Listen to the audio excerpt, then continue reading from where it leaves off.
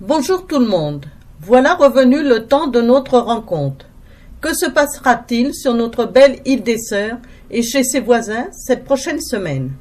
À la station, ce vendredi 1er février à 10 h, n'oubliez pas le voyage dans les îles Galapagos, présenté par monsieur Jean-Michel Charrier. L'invité, monsieur Charrier, vous racontera ses péripéties aux îles Galapagos, en plus d'agrémenter son discours par des photos.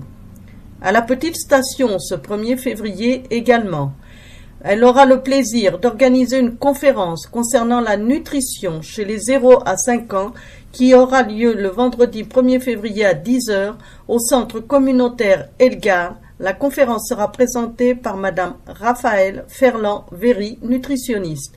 Inscription au 514-766-4301 ou par mail à christina@actionpréventionverdun.org. Le dimanche 3 février à 17 h, le restaurant La Soca organise une soirée Super Bowl 2019 avec un menu spécial. Pour information, le téléphone 514-766-2824. Le 6 février, Musique et compagnie sera de retour à la petite station avec des activités musicales stimulantes et originales pour petits et grands. Pour les membres, session de 10 cours au coût de $50. S'informer pour les horaires au 514-766-4301 au centre communautaire Elgar, et ce jusqu'au 15 mars. Vous pourrez admirer l'exposition de peinture de monsieur Denis Exted. Mana, responsable, Yayana Patricia Poupeau Gordon. Mana met tout en œuvre pour aider les nouveaux immigrants sur leur chemin d'immigration, à la fois en tant que réfugiés et en tant que résidents permanents.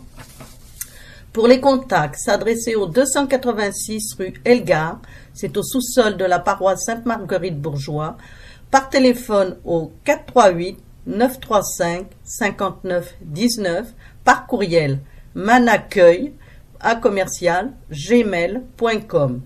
Les heures d'ouverture et de permanence sont le lundi, le mercredi, le vendredi, de 9 h à midi et de 13 h à 16 h. Seront également offerts tous les lundis à 13h30 un club de français. Mana organisera sa première assemblée générale le 2 février à 19h30. La Fondation des écoles de l'île des Sœurs.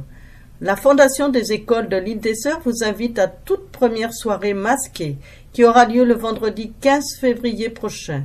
Une levée de fonds qui permettra de financer les nombreuses activités que la Fondation supporte dans nos 2 écoles de quartier. Des parents et le secrétariat assureront une vente de billets au coût de $150 le 6 février. Le 13 février sera la journée mondiale de la radio. Et nous en ferons partie, puisque le journal Métromédia parlera de Radio CIDS dans une interview.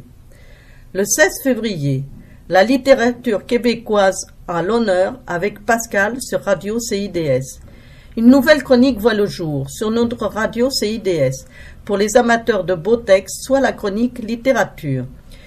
Comme vous écoutez de la musique, vous pourrez écouter de magnifiques textes de nos auteurs d'ici. Cette chronique sera en ondes une fois par mois afin de vous faire découvrir de courts textes, poèmes, petites histoires, enfantines, nouvelles, etc., qui seront écrits par des auteurs de l'île des Sœurs et de la province de Québec, toutes générations et origines confondues. Alors si vous voulez m'accompagner dans cette nouvelle aventure et me proposer quelques-unes de vos œuvres, je pourrai tranquillement les lire sur les ondes de Radio CIDS dans la chronique littéraire qui débutera le 16 février prochain.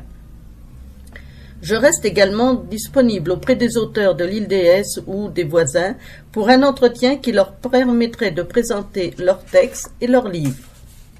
L'agenda, à noter. Du 4 au 8 février auront lieu les inscriptions scolaires pour les écoles primaires de la CSBM pour la rentrée de septembre 2019. Également le 5 février, de 13 h à 20 h, auront lieu des portes ouvertes dans les 6 centres de formation professionnelle de la CSBM. Plus d'infos, allez sur le site de la csmb.qc.ca. Le 7 mars, à notre paroisse et de retour d'une tournée triomphale au Japon, le spécialiste mondial de Chopin, Charles Richard Hamelin, nous offrira un magnifique concert de piano. Le prix des places est de 35 $. Pour information et réservation, téléphonez au 514-766-0234 ou par courriel smb@belnet.ca. Projet à venir pour l'école des Marguerites. Le 22 mars, une mission jeunesse. Les enfants deviendront les porte-paroles afin de véhiculer un message en lien avec l'hypersexualisation et autres sujets. Le 3 mai, il y aura un défilé de mode avec vos enfants comme mannequins. Communiqué de la ville de Montréal. La ville de Montréal bannira peu à peu les bouteilles d'eau de plastique à usage unique de ces établissements, ont voté les élus du conseil municipal lundi.